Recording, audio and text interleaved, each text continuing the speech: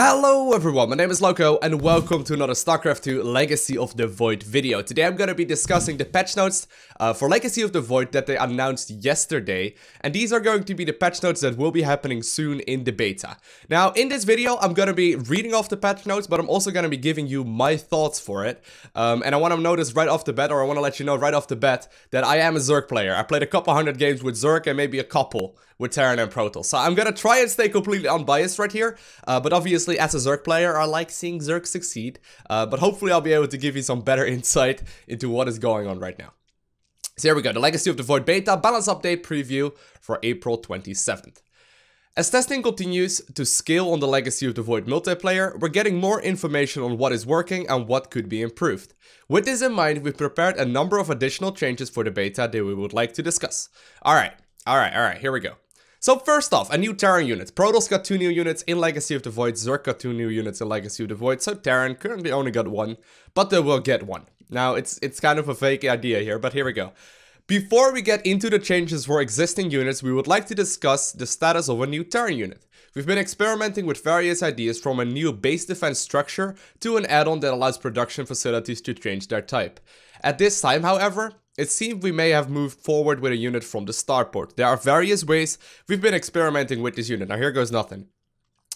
High damage, low rate of fire, low damage, high rate of fire, variable attack modes, high damage with low range and low damage with high range, small radius area attack and with high damage, and more. In general, we believe that armies made from the factory or starport will be more capable as independent compositions in Legacy of the Void. Players will be able to commit to attack paths specifically, and so we are interested in splitting out the mech air units once again. They basically were split out at some point and then they like merged them together in Heart of the Swarm, but you know, they want to be splitting these up again. We believe that bringing back this choice is a potential improvement for the game. Now, basically what they're saying about the new Terran unit is that it may come out of the starport and that it may shoot either fast or slow, or it may be stationary, or you can switch it around. So it seems to me there is still a lot of discussion about this specific unit right here. They don't seem to be completely aware of what kind of a unit it will be, and basically what they're mentioning here is that it might be an air unit and that it might be attacking. I mean, there's not much more to discuss right here. I secretly hope that I really do like the sound of this third one right here. Variable attack modes, high damage with low range and low damage with high range. So you can actually like switch it out. And in the past I heard it's like a stationary unit as well. You can like, you know, sort of position and then it will start shooting when something comes in range, or depending on the attack mode you have. But it seems to me that there's not very much clear about this one yet. And we don't even know if it will actually be a, you know, a Stargate unit, because they even, or a Starport unit right here, because they also like mention things like, you know, production facilities that are allowed to change their type. So you can switch between a tech lab and a reactor. So yeah, we will have to see about exactly what's gonna be happening right there. I hope they will be introducing the Terran units soon though, because all the Terran matchups are gonna need rebalancing once again once they introduce a new unit. So I hope they will get onto this. And maybe release it within the next month or so, because else it's just gonna be really awkward. And all of a sudden, like, the game is nearly balanced, and all of a sudden, hey, new units, and you know, you have to start from the beginning again. I hope they will be introducing this one soon. So here we go. Let's get into the meat of this, and this is where I got something to say about. All right. So gameplay changes. A new Reaper grenade ability. Now this is not like the Wings of Liberty grenade, don't worry. You cannot like blow up buildings with like 4 Reapers. This activated ability will allow Reapers to launch a grenade that deals damage and knocks units into or in that area back. What we're hoping for on this front is not necessarily to make Reapers a must-have in every combat situation, but something that would allow micro with and against the Reaper to be more interesting early on, as well as something that could be a combat bonus in certain situations. Alright, so basically what they're saying is Reapers will get an ability that you can activate, at which point you can just sort of like throw a grenade which will blast in like a little radius, and at that point every single unit that is in that radius will be pushed away. Now this sounds pretty cool, and I like the idea of bringing Reapers into the actual middle part of the game as like a reasonable unit, or a unit that you will see past just the early game scouting point. But I don't really like the idea of like denying mining time. Obviously they don't really mention that right here. And while you do have to push like a couple drones off the mineral line right now if you're trying to defend, or a couple probes as well. I feel like if this radius of this thing is gonna be huge and like the units are being pushed back and maybe they're even cancelled, so you gotta send them back to mining, all these kind of things, it may be very difficult.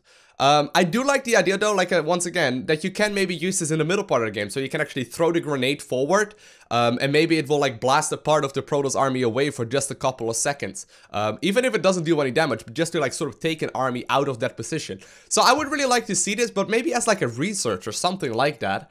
And maybe not something, you know, you will have right off the bat, because that makes, you know, that's basically what they're saying right here. This activated ability will allow Reapers to launch a grenade. But it's very hard to say, obviously, right off the bat, about exactly, like, how big this is gonna be and how annoying it's gonna be. But I do like the idea of the Reaper getting a little change. There we go. Mineral amounts changed from 100% and 50% on the other half to 100% and 60%. We've discussed this a bit earlier this week, and we feel that the pressure to expand might be a bit too great in this current state. Our goal for Legacy of the Void is still to encourage more aggressive expansions, but we'd like to tune it down a little bit in hopes of finding the correct place. Now, I don't like this. There's a couple of reasons why I don't like it, but this will once again allow, you know, players to just turtle up more, and I'm not a big fan of this. In all honesty, I think of all the races that will benefit this the most, it is going to be Zerg. Zerg is going to be very, you know, very easy off right now on 3 bases already. You can already make a pretty sizable army with lurkers and whatnot and be very cost efficient with them, especially with the changes we will see in a second to the Swarm host. But all in all, this will just promote turtley play more. I love the fact that you're mining out your bases by just like 10 minutes. Your main is going to be mined out right around that time, and you're going to have to expand whether you like it or not. I really dislike this style where people just sit back, make a massive army, and then move out. And obviously, you know, 100% of 50% is a really good change. I secretly hope they would maybe make this 100% of 40%. So people would be even forced to like move out even, or like expand even more aggressively. And that's obviously without keeping in mind the current balance state and the fact that Protoss has a hard time expanding. But just from like a sheer game design point of view, I love the fact that people are aggressively expanding more. So to allow people to be more turtly than before, while it wasn't really happening that often, but still happening every now and then, I'm not a fan. I'm really not a fan. This doesn't change anything about the gas either. So, you know, it's not gonna like, it's not gonna make that much of a difference, I feel like, and it's just gonna allow people to sit back even more. Which I personally don't like, and I feel like this is a step in the wrong direction. So yeah, you know, if anyone from Blizzard is listening to this, yeah, this is, no, just don't. It's not cool. What it is at right now is actually a pretty nice radius, as long as Terran and Protoss can actually expand aggressively as well. Alright, next up is not that big of a deal. Protoss warp-in duration reverted to Heart of the Swarm. Our goal on this front were to weaken Protoss warp-gate all-ins and increase strategic decision-making for where to use a warp-in. The resource changes look to already be getting to us in a good point. Yeah, there we go. Focusing on strategic use, however, it currently feels too punishing for Protoss. We're finding that you always want to pick the safer warp-in spot for your units, and changing this will create more interesting decisions for the other player on whether or not to go more vulnerable units that are warping in, or to continue battling the units that are already in the field. I don't think this is too big of a deal. I quite like it, and you know, that's pretty much that. Alright, so here we go. Adept. The Adept weapon damage point changed from 0.4 to, you know, 0.167. We heard the feedback that the Adept felt clunky to use. Basically what this means is that the Adept will be a little bit more responsive when you're using it. Which is obviously going to be a good thing. I mean, you can't really be complaining about a unit feeling more responsive and feeling more natural to use, so this is good. Now, here we go. The Cyclone. So, as it stands right now, Cyclones are pretty powerful. I've not been seeing them as much as of like the last week or so, but they're still very powerful when you get like a big amount of them. This is especially true versus Zerg, I feel like, because Zerg doesn't seem to have a whole lot to deal with them. Unless they're walking into like infestor, like fungal growth range, and they manage to get caught off guard and you can snipe off a couple. It is pretty cool, but you know, other than that, Zerg had a very hard time dealing with them. And I know for a fact that Protoss has a near impossible time at dealing with Cyclones, especially when they get to bigger numbers. So what they've decided to change up right now is that Cyclones can no longer hit air. However, you have a new upgrade that allows Cyclones to hit air, and you need to get the fusion core. So basically what this means is that in every game that ends before like the 20-minute mark or maybe 15-minute mark, you will not see Cyclone shoot up. Okay, like that's simply not gonna be happening, because the fusion core, obviously you may as well start producing battle cruisers, And while that happens every now and then, it's very, very uncommon. So the Cyclone is currently too good at stopping early game harassment. This is the opposite of what we wanted in Legacy of the Void, as we want to see more harassment play happening on both sides. The idea here is to still have Cyclones as an early game option, but not as all round, to the point that most harassing openings can be prevented just by opening Cyclones. In the late game, when the upgrade is researched, we believe players' bases would be spread out so much that even though the Cyclones themselves become well-rounded options, opponents fighting against them will have numerous harassment options and now can more readily find vulnerable positions. Now, I actually really like this. While it still may mean that the Cyclone is a little bit on the stronger hand, especially against Protoss, I feel like this is in the right direction. I like the fact that they're taking a relatively small step. I mean, it is pretty massive, but they're taking only one step at a time to get this unit to a place where it's gonna be good. And the sheer fact that they're, you know, allowing this unit to get a slight nerf is pretty cool. So I actually really like this change. Now, here we go, guys. Let's get into the meat of this. Let's let my Zerg heart cry out loud a little bit, okay? Ravagers! The Ravager weapon period changed from 0.8 to 1.6, and the weapon range reduced from 6 to 4. There looks to be some Ravager early game all-ins that are very difficult to stop. While we don't know with 100% certainty if this is actually a problem, we decided to tone down the Ravager anyway. Note the wording right here, guys. I know I'm a Zerg player, okay? But what is this? While we don't know if it's actually true, we decided to just do it anyway. Like, I don't like the wording here whatsoever because it seems really silly, and it seems to just, you know, sort of randomly fall out of the sky, and we're like, you know, people said it's strong, nerf. So that we can see more units being used on the Zerg side. We have many more strategies and units that need to be tested and hope this change will actually bring that into play. We chose these specific changes to create a clear distinction between Ravagers and Roaches. In short, Roaches will always be more cost efficient, whereas Ravagers are meant to be built in strategic numbers when their ability can prove useful. So there's a couple things. Right off the bat, they mentioned that right here as well, what we don't know with 100% certainty if this is true. What they mean with that is that, especially versus Protoss and versus Terran, Zerg versus Protoss and Zerg versus Terran, that is, players are having issues at dealing with Ravagers early on. That said, that was really only true for like the first week or two of Legacy of the Void.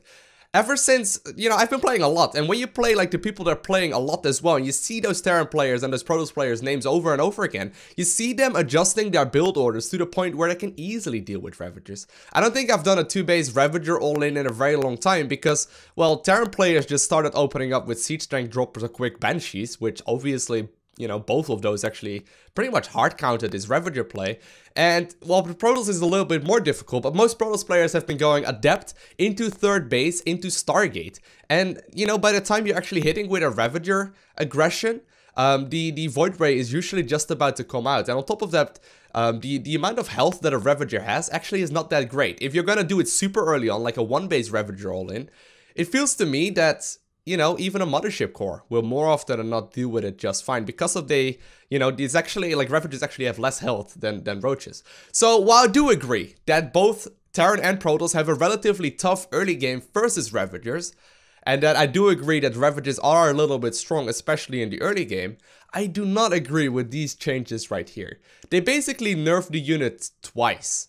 For no real apparent reason. You gotta keep in mind that Ravagers are 100 minerals and 100 gas, and the one reason why I love having them out early game is for the fact that you save a bunch of larvae.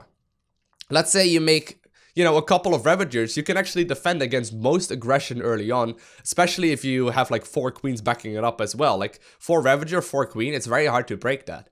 And obviously that will mean that you save a lot of larvae so you can make more drones. Now, if you're gonna switch that back to like the early game Zergling stuff, that works fine as well, but I just love the change that you can actually have a second option besides the Ravager aggression. What I would have really liked to see instead is to just straight up nerf like the aggression you can see or you can do with Ravagers. For example, Corrosive Bile, which is the activated ability on the Ravager, is extremely powerful. I'm not gonna lie. In Zerg vs Zerg, you mainly, like, in like one-on-one battles between 2 armies, you mainly see the ability as like a zoning mechanism. So basically you spread out, you know, the Corrosive Bile, and all of a sudden, hey, you know, people are taking a bunch of damage. And that is all fine and whatnot. But people can just move away from that. The obvious problem is when you actually have like Ravager aggression happening early on, and Ravagers can just target fire down cannons. or Ravagers can just simply nuke a couple of bunkers down with relative ease. And I feel like that is going to be the main issue and the main reason why Ravager all-ins are so strong. It's definitely nothing to do with the weapon period or the weapon range, because this will just make them more vulnerable. And for a 100 mineral, 100 gas unit, I feel 4 range, it's gonna be really easy to pick them off, even in combination with like roaches and whatnot. So what I would have liked to see here instead is maybe a movement speed nerf early on until you research the Glio Reconstitution upgrade in the Roach Warren. And then, you know, make them be put back at their original range. Or like a nerf to the amount of damage Corrosive Bile does to buildings. Or just a sheer cooldown nerf on the Corrosive Bile ability. I think those 3 changes would have been a heck of a lot better than we see right now. What this means right here, the weapon range reduced from 6 to 4 and the weapon period changed as well. It means that you will not really see anyone make very many Ravages at all, I don't think, because, you know, they're just gonna be a super expensive roach for nearly the same cost. I can get 2 roaches instead, and they're gonna be a heck of a lot more cost efficient right here. On top of that, nobody wants a massive Ravager army late game. So, you know, I'm not the biggest fan of this. I hope they will change this up a little bit because I feel like this is an over nerf to the Ravager. And I would have rather seen like the similar approach that they do to the Cyclone, where they just take 1 thing at a time instead of like nerfing 2 things at a time. But even like a movement speed nerf and a Glio, or not a Glio Reconstitution nerf, a movement speed nerf and a Corrosive Bile nerf, I would have been okay with that. But this is just, I don't know. I don't like the wording here either, like I mentioned. There looks to be some Ravager all-ins, like there looks to be. And while we don't know for 100% if this is actually a problem, but we decided to tone it down anyway. Like, this seems very uneducated right here and just sort of up for grabs. So, hopefully if someone from Blizzard is listening to this, please reconsider and, you know, nerf the unit in a different way, or give like Terran and Protoss an easy way of dealing with it early on. Because I love playing Ravagers early, not just because of the aggression they give, but also because of the amount of defense you can do with them, and the fact that you can drone up a little bit more aggressively if you have a couple of these spellcasters. What I expect Ravagers to be mainly used for right now is exactly like you're saying, whereas Ravagers are meant to be built in strategic numbers with their ability, or where their ability can be proven more useful, so you will maybe make like 4 Ravagers in an army if you're making roaches anyway, and then forget about using the Corrosive Bile ability. I don't know. I'm not a big fan of this change. I'm not a big fan. While I do agree that we're powerful, I don't know if they were that powerful. Anyways. So next up, we have a glorious change. So for anyone that has, you know, got their Zerg heart a little bit damaged, we got a Swarm host change right here that is awesome. So let's first off talk about the fact that, or let's first off talk about the reason why Swarm hosts are not currently used at all in Legacy of the Void. I've tried them a couple times, and they do work if you have like 5 base or something, but before like any kind of army versus army fight happens, you want to get rid of those units because they are 4 supply each, 200 gas each, and let's say you have 100, or like you have 80 workers and the opponent has 80 workers as well. That means there's 120 supply left for actual army, let's say about 100 or so with the queens and whatnot. And if you then have 5 Swarm hosts, that means that you're gonna have an 80 versus 100 supply army. It's just a massive chunk of your army gone, because Swarm hosts right now can absolutely not fight at all. Like, it's not gonna happen. They're great at harassing though, so if you do manage to get some damage done with them, they are amazing. But they're A, too expensive in gas, I feel like, and B, they just soak up too much supply. And they're actually changing that, and then they're giving a bunch of more, like, buffs. I, once again, don't feel like this is necessary. I feel like this is going to be even more overpowered than, you know, the Ravager ever was. But here we go. The cost changed to 200 minerals, 100 gas, and 3 supply. That is fine. I mean, we're flooding minerals anyway. 100 gas, like nothing in the middle part of the game. And 3 supply is like, you know, that seems reasonable. I do like the 3 supply. No longer requires the upgrade for Flying Locust. Flying Locusts are enabled from the start. Now, what does this mean? It basically means that if you rush out a couple of Swarm hosts, you can be killing a, like, Nexus by, like, the 4-minute mark, I feel like. You need, like, 3 Swarm hosts to kill 1 Nexus if you land the Locust in time, and they can even fly for a little bit as well. The amount of damage on a Locust is absolutely insane, so I feel like this is way too much. Like, no longer requires the upgrade for Flying Locusts. Both Protoss and Terrans are gonna have so much trouble with this, especially Protoss. Like, I don't feel like Protoss has an easy way of dealing with Locusts to begin with. Because, well, what are you gonna do? Well, maybe you're gonna have, like, Phoenixes flying around to, like, pick off the Locust before they can even get there. But we're not done yet. Locust health is nerfed a little bit. Well, that's okay. And then the Swarm host can now burrow move at 2 speed. Let that sink in for a second. So you can go underground, move with them, hide them, make sure nobody sees them, send off your flying locusts, and just be gone. Like, flying locust range is ridiculously far already as it is. So I feel like this is way too strong. But anyways, we also talked about swarm host changes earlier this week. With the swarm host, we would like to explore getting to a good place sooner than with most unit changes in the Void. The main reason in Heart of the Swarm could potentially use a different design of the swarm host. We'd like to use the beta as a rough testing ground to see how the unit can turn out in both games potentially. Our goal here was to do the cost supply change, or do the cost supply cost changes to make swarm hosts more accessible. Locust health has also been reduced so that mass swarm host case isn't so good. Now, I don't think that's going to be good either way, because the cooldown is so long. And the Swarm Host Burrow move change can also help them make more effective at harassment. Now, I feel like with these couple changes, the Swarm Host is going to be like the ideal, you know, the harass unit for Zerg. There's literally no reason to make a Mutalisk if you can make a couple Swarm Hosts and sort of stay in the clear no matter what. I feel like there's going to be a very cool army composition that you can play with Swarm Host, Lurker, Hydra, and Vipers, or something like that, and maybe a couple Ultras in their late game as well. And there's literally nothing that anyone can do against you. You can just sit there, make a massive army that once again, you know, comes back to the benefit of this economy change right here. You can sit back on smaller amounts of bases, make a couple of these swarm hosts. I mean, we're getting extra minerals anyway, we may as well. And then make sure the Protoss player or the Terran player or even the Zerg player for that matter literally cannot attack into you whatsoever. I feel like this is a bit too much, but I guess we will see how exactly it will change out. If you have any thoughts yourself, make sure you let me know by hitting that like button right below and also leaving a comment so I can read what your thoughts are. I currently think that Ravagers are getting nerfed too hard, Swarmers are getting buffed way too much, Cyclone changes I do like, Adept changes I do like, Mineral changes are just silly, the Warp duration is great, and the new Reaper ability is up for grabs, but I think it's gonna be cool, and I hope that the new Terran unit is gonna be introduced within like a month or so, because else, you know, balance-wise, it's all gonna be absolutely awful again. Other than that, I want to thank you guys all for watching. Have an amazing day. Do not forget to smile, and I will see you in the next one.